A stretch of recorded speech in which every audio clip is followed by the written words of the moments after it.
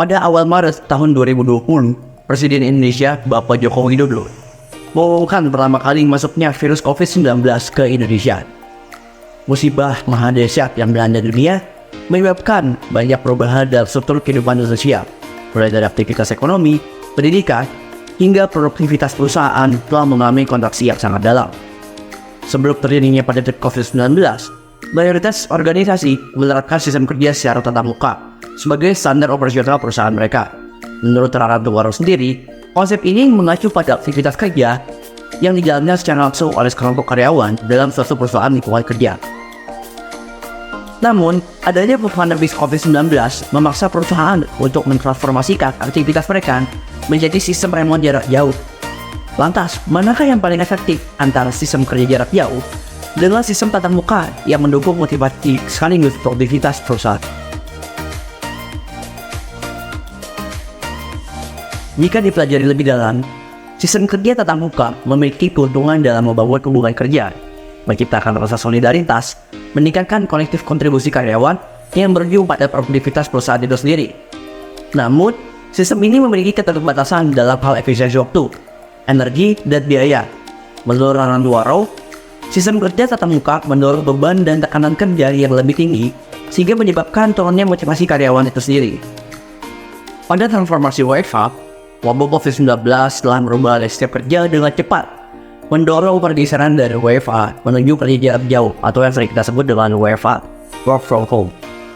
Pada prinsipnya, sistem kerja dari WFH ini telah ada sejak tahun 1970-an dalam bentuk telecommuting yang bertujuan mengatasi masalah kemacetan lalu lintas. Singkatnya, WFH atau work from home melibatkan pekerjaan yang dikendalikan dari jarak jauh, memungkinkan karyawan untuk bekerja tanpa harus berada di lokasi fisik perusahaan. Perkembangan teknologi dalam revolusi industri 4.0 sendiri telah mengubah paradigma kerja dengan cepat menuju perubahan yang lebih signifikan.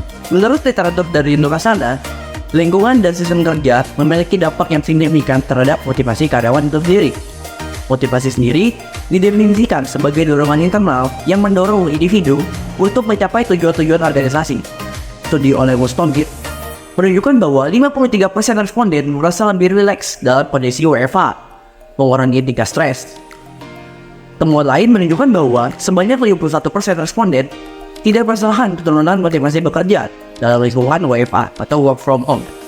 Dalam konteks ini, pastinya penting bagi individu untuk menekan tanggung jawab pribadi dan komunikasi yang efektif di antara rekan kerja.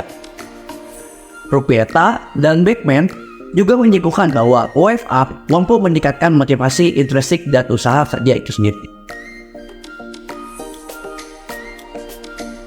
Selanjutnya mengenai fleksibilitas dan produktivitas.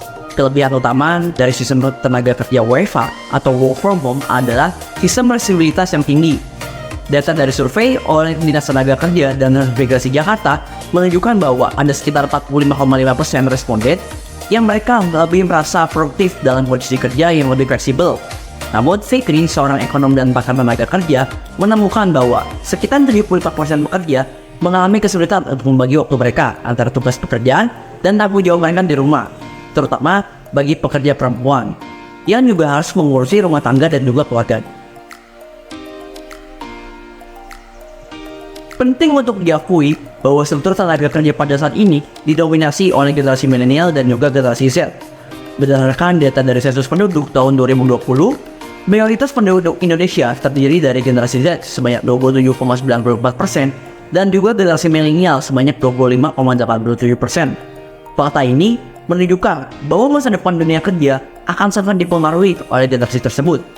Generasi Z memiliki literasi digital yang kuat, yang memungkinkan mereka untuk dengan cepat beradaptasi terhadap perubahan, termasuk transisi tenaga kerja sistem WFH ini.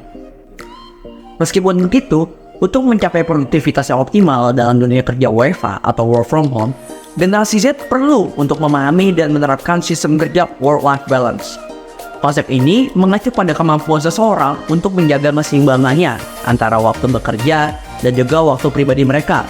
Dalam jangka panjang, diperkirakan bahwa model kerja hybrid, yaitu kombinasi antara kerja dari kantor dengan kerja dari rumah, akan menjadi norma baru dalam dunia kerja.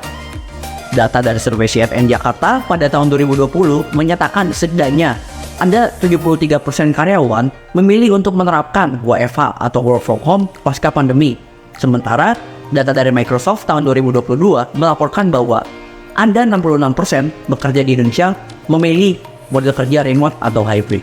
Kami percaya dengan adanya dukungan dari kemajuan teknologi akan mendukung adaptasi sistem kerja WFH di masa mendatang. Sistem kerja WFH telah mengubah paradigma kerja di berbagai industri. Meskipun ada tantangan, isolasi, dan efek negatif, namun kita tidak dapat mengabaikan peluang dan dampak positif dari peraturan kerja ini.